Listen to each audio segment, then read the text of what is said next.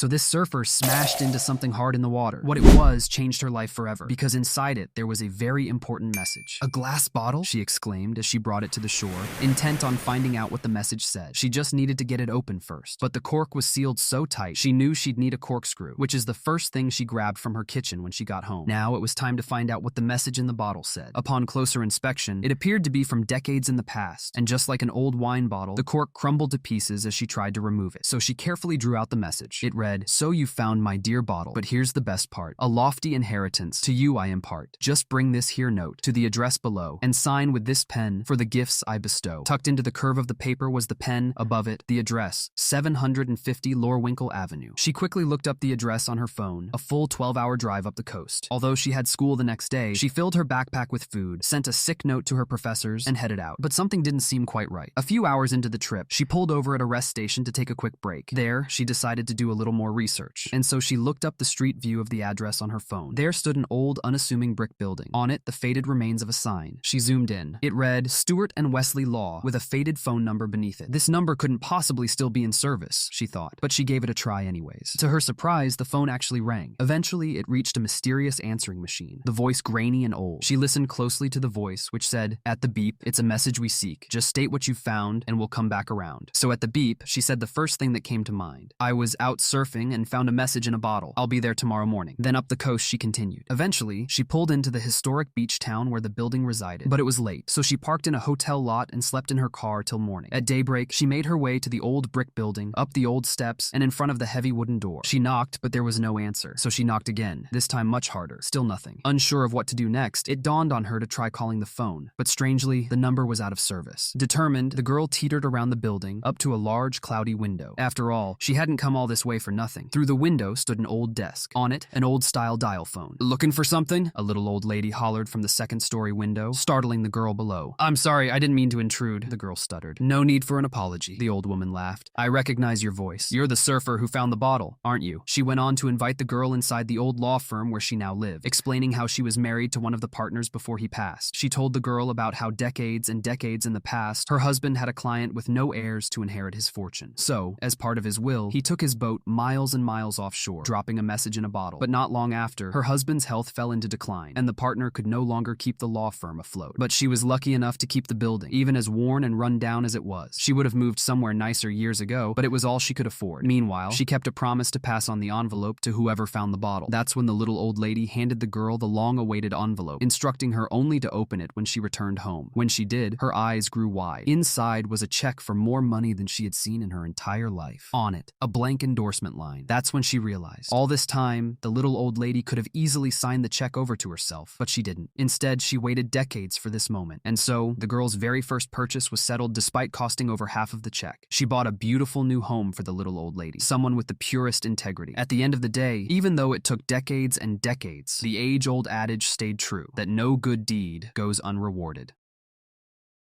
Have you heard about the greedy gardener? It's a story about a starving gardener who wouldn't eat from his own garden for one big reason. Because that same year, hard times fell upon the gardener's village. So since food was becoming scarce, one of the gardener's neighbors came by to ask for help. Having seen how big the garden had grown, big enough to feed the entire village, the neighbor was shocked when the gardener turned her away. "You can't just spare a few potatoes?" the neighbor begged. But the gardener declined. "I'm hungry myself," he said, "and there's a big reason why I haven't eaten from the garden." To this, the neighbor had heard enough. Frustrated and hungry, she spit and cursed and stomped her feet. "You're a greedy gardener and nothing more," she howled. "Just wait until the village elders find out about this." As the neighbor stormed off, the gardener murmured to himself, if only she knew why not to eat from the garden. That very same afternoon, a village elder came by the garden. "It seems you're being quite greedy with your garden," the elder challenged. "Food is scarce and the village is hungry, and so I plead with you to share with everyone." But again, the gardener declined. When the elder asked why, he was shocked by the gardener's answer. "Because the fruits and vegetables in my garden aren't for eating," he said. Confused and unsatisfied, the elder issued a cold warning. "Well, I suppose that's your decision," he said, "but be wary, for word is spreading throughout the village, and desperate people do desperate things." With the elder's warning in mind, the gardener decided to venture into the village. The market, usually teeming with life, was lined with closed shops. The exchange, normally flooded with traders and merchants, was empty, and every step of the way, glaring looks flew in the gardener's direction. Even old friends kept their doors shut when they learned he was coming around. That's when the gardener realized the elder's warning was true. Word had been spreading. Judging by his own hunger, he knew it wouldn't be long until the villagers raided his garden. garden. And so, the gardener decided it was time to reveal the true purpose of his garden, along with the reason why he wouldn't share or even eat the food himself. That afternoon, the gardener toiled away. Based on the sinking feeling in his chest, he knew there wasn't much time left. Then, in the evening, an ominous glow emanated from the village. With it, an uproar of chanting and yelling. As it grew louder and louder, the gardener realized what was happening. An angry mob from the village was approaching. Leading the mob were not only the gardener's neighbors, but also the village elders. "What's the meaning of this?" the gardener cried out. "The entire town is hungry," an elder announced. "And so if you won't share the food from your garden, we'll take it by force." With that, the mob pushed forward toward the garden. But when they reached it, they were shocked by what they saw. All of the fruits and vegetables were gone, and the dirt was all that remained. To this, the mob grew angry. "He's taken it all for himself," one woman yelled. "He must be storing it somewhere nearby," a man shouted. And so, the mob turned right back around and headed toward the gardener's cottage. But he was ready for them. "Give us the food, or we'll burn your cottage to the ground," an elder warned. Without another word, the gardener grabbed a large bag from his cottage. In it, small cloth pouches that he handed out one by one to the villagers. On each, specific instructions. "Where's the food?" one villager screamed. "You expect us to eat this?" another shouted. For inside each pouch were a variety of seeds. On the outside, instructions for how to grow them. "You see," the gardener smiled, "I could have easily given you the fruits and vegetables, and then you would be fed for a few days, perhaps a week at most. But all along, this was a seed garden, one that will help keep you fed for many months and years to come." Ashamed of their actions, but thankful for the gardener's generosity, the villagers headed back to their homes to start their own gardens. For all along, the gardener wasn't truly greedy, but rather a living embodiment of the age-old adage, if you give a man a fish, you feed him for a day. If you teach a man to fish, you feed him for a lifetime. This man was given a crazy offer, an offer so generous he'd be insane not to take it. He was at a dinner party when he found himself speaking to someone of great fortune, someone who also happened to love setting up big challenges. And on this night, the two began talking about the Appalachian Trail and the Pacific Crest Trail, two challenging but well-traveled routes. That's when this person made the crazy offer. If the man achieved a very specific objective, he would earn $1 million. No strings attached and no downside if he didn't achieve it. But the objective was incredibly difficult, something that only a few hundred people in history had ever done successfully. The man would have to travel from one end of the country to the other, totaling over 3,000 miles on foot. After hearing the challenge, the man had all sorts of questions. "How long do I have to complete the challenge?" he asked. "What happens if I don't succeed?" he worried. "Can we get our agreement in writing?" he pleaded. With each progressive answer, the man learned the terms were quite favorable indeed. There was no time limit and no consequences if he failed other than missing out on $1 million. And so, the contract was signed, and the man began making his preparations. Here's what ended up happening. Although the man wasn't in great shape by any means, he quit his job the very next day, made the preparations, and headed off. He started by planning the route, gathering all the gear he'd need, and setting up checkpoints along the way. According to the math, the journey could be completed in about 6 months, and if he started now, he could make it all the way from the west coast to the east coast before winter, between the high mountains, across the low deserts, over the grassy plains, and through the dense forests. All the while, he knew that if he just kept putting one foot in front of the other, he would eventually arrive at his destination. But along the journey, something dawned on him. He realized that all his life he had never experienced a guarantee quite like this. He recalled a time when he wanted to start a band, but he couldn't bear the thought of wasting countless hours practicing only to never make it. If he knew that mainstream success was inevitable, he would have surely continued making music and performing. He also remembered a past idea he had for an invention, but when the first investor he pitched wasn't interested, he gave up. Of course, he would have kept going if he knew the idea would be in every household nationwide. And lastly, he reflected on when he thought about entering a barbecue competition, but was too worried about losing to give it a chance. He would have certainly entered if he knew he was a shoo-in to win. With these thoughts in mind, he pressed on, step by step, until he neared the opposite coast, step by step toward the first big guarantee he had ever experienced in life. Even though the path to get there was harder than anything he had attempted before, it was the guaranteed victory at the end that kept him going. If only he had looked at life the same way. But the problem is that there are no guarantees in life. There will always be competitors who could outperform you. Your business idea or invention could fall flat despite your best efforts, and you might spend hours working towards something only to find that it doesn't pan out. That's when the man made up his mind. Once he finished his cross-country trip, he would only pursue goals that brought him genuine joy. Goals that he could pursue for a lifetime with no results and still feel satisfied. But he also wouldn't give up. Just like this journey, right now. A journey that's supposed to take 6 months, and that's exactly how long it took him. But now, re-watch this video. Imagine if you were the man and swap out the $1 million reward with your biggest goal. If you knew that you were guaranteed to achieve your goal at the end of your hard work, you would certainly stick with it, wouldn't you? Because at the end of this story, the man wins his $1 million. Now take this as your sign to just stick with it.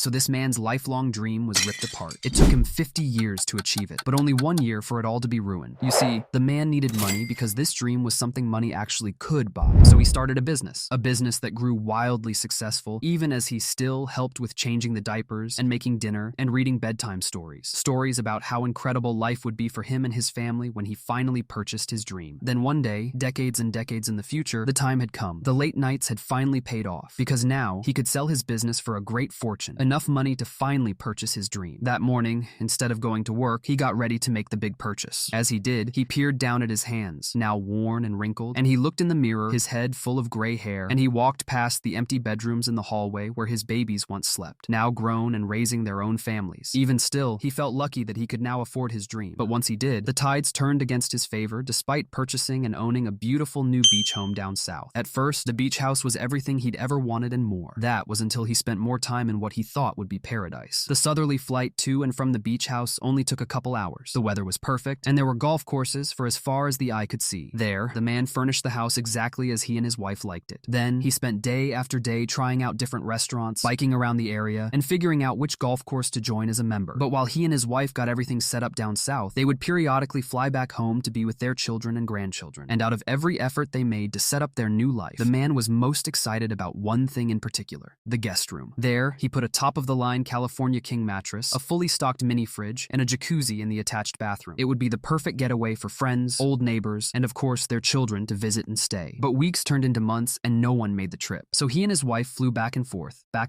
While they were down south, they missed their loved ones terribly. But while they were up north, they were constantly preoccupied with reports of flooding and high winds and maintenance and more. As he neared the first year, the man took a hard look in the mirror. He often found himself on the golf course alone, biking through the neighborhood that didn't feel neighborly at all, and walking past his empty guest room day in and day out. Something felt like it was missing, and so he decided it was time to make a change. He had pursued this dream for all his life, the dream of owning a beach house. But in his relentless pursuit, he realized the house wasn't what inspired him in the first place. It was the people who would fill that house, the moments they would share, and the memories they would make along the way. The next thing he knew, he was on the phone with his realtor. Shocked that the man wanted to sell so soon after buying, his realtor walked through all of the costs of this seemingly brash decision. He reminded the man of the perfect weather and the abundant golf courses and the beautiful beaches, all while scolding the cold and cloudy north. Meanwhile, he couldn't believe how quickly the man had changed his mind. But what the realtor didn't realize was that the decision wasn't rushed at all. In fact, the man had 50 years of reflection to realize what was most important. It was just that he couldn't see it, even though it was right in front of him. And so off he and his wife went, back up north to the home they had always known and cherished, one they felt quite lucky they hadn't sold, back to their family and neighbors and friends. But they didn't leave the South Beaches empty-handed. That's because they took these valuable lessons with them, that sometimes you don't know what you have until it's gone, and that sometimes even the biggest and most aspirational dreams deserve a second look. So Jack was always a grumpy and often mean-spirited guy, until one day when a knock on his door changed everything. There stood a little old lady, her station wagon parked outside Jack's house. "Yes," Jack muttered as he cracked open the door. "It seems I have a flat tire," the little old lady smiled. "I was wondering if you wouldn't mind helping me change it." Without hesitation, Jack slammed the door. "I'm busy, so ask one of the neighbors," he hollered as he retreated back inside. But the little old lady didn't leave. Instead, she turned toward his doorbell camera, muttering a strange riddle. "Tomorrow when you wake, you'll see the same day as today will be. For this curse I place upon your clock is one only kindness unlocks." Without another word, the little old lady disappeared into thin air. "What an old kook!" Jack exclaimed, forgetting all about her until the very next morning when he woke up to his neighbor, Thomas, dragging his metal trash cans up the driveway. Strange, Jack thought. Garbage day was yesterday. He made sure to open his window and give Thomas a piece of his mind. Fortunately, Thomas didn't have his hearing aids in, so he teetered up his driveway undisturbed as he headed indoors. It wasn't until Jack checked his watch that he realized something was very, very wrong.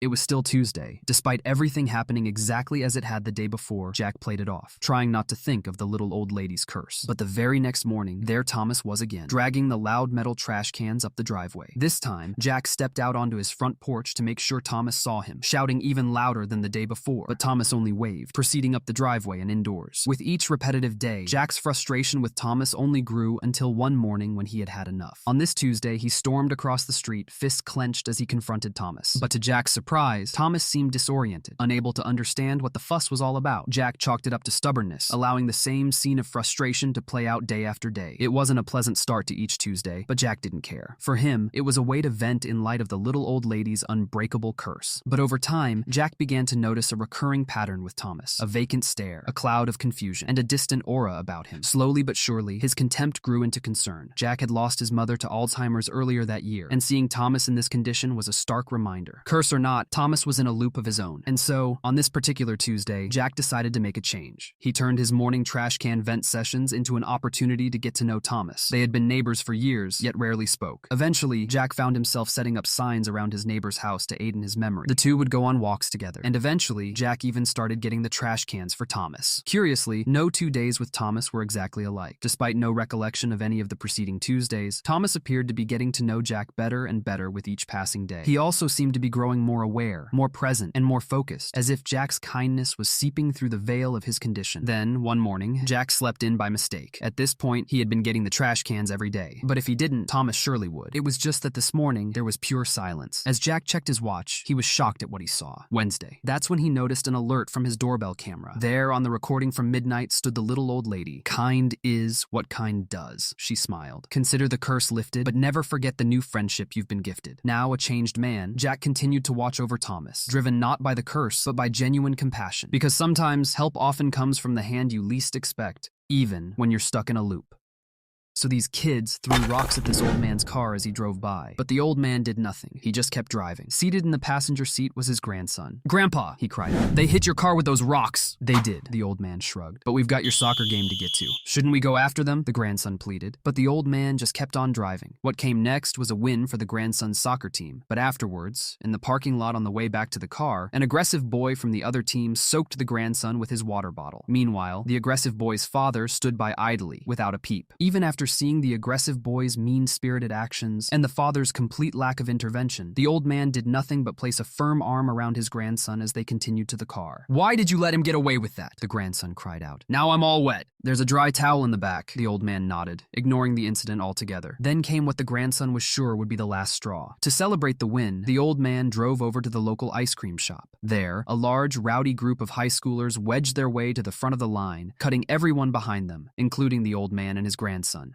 Again, the old man did nothing. "Aren't you gonna say something?" his grandson cried. But the old man just shook his head. By the time they reached the front counter, the only flavors left were pistachio and butter pecan. "And so that's what they got. I just don't get it." The grandson shook his head. "Things have been going wrong all day, but you haven't done anything about it." To this, the old man smiled. It was finally time he explained why. "Let me ask you," he said. "What would have happened if we had stopped the car when those little boys threw those rocks?" His grandson mulled it over for a bit. "They would have ran. And we may have been late to the game," he murmured. "And what about the boy who splashed water on you?" the old man asked. "What if we turned around and gave him a piece of our minds?" "I'm not sure," the grandson shrugged. "And what about the group that cut us in line to get ice cream?" the old man asked. "Well, then we at least could have gotten the flavors we wanted," the grandson asserted. "Perhaps," the old man smiled. "But how do you like your butter pecan?" "Well, I've never had it before, but it's actually pretty good." Then finally, the old man drew in a long, deep breath. "Here's the way I see it. One day, the boys who threw those rocks will find that their luck runs out. Because that type of person, someone who throws rocks, always learns the hard way. And so, even though we did nothing despite their wrongdoing, we can take peace of mind knowing that life will teach them a harder lesson than we ever could." The old man continued. "The same applies to the boy who splashed you with water. He'll learn the hard way too. But for you, it only takes a minute to get dried off. By doing nothing, including not letting yourself dwell on it, you can stop 1 minute from ruining the other 1,439 minutes you have in your day. And then, there's the ice cream. Sure, we could have cut our way back ahead of that group. Then, we certainly would have got the original flavors we wanted. But our path took us in a different direction. And once the ice cream was gone, it was gone. But we couldn't have known the ice cream would run out. So instead of getting upset over something we didn't know and something we couldn't control, we found a sugary, sweet silver lining in the new flavors we discovered. But what if someone's doing something really, really wrong? What then?"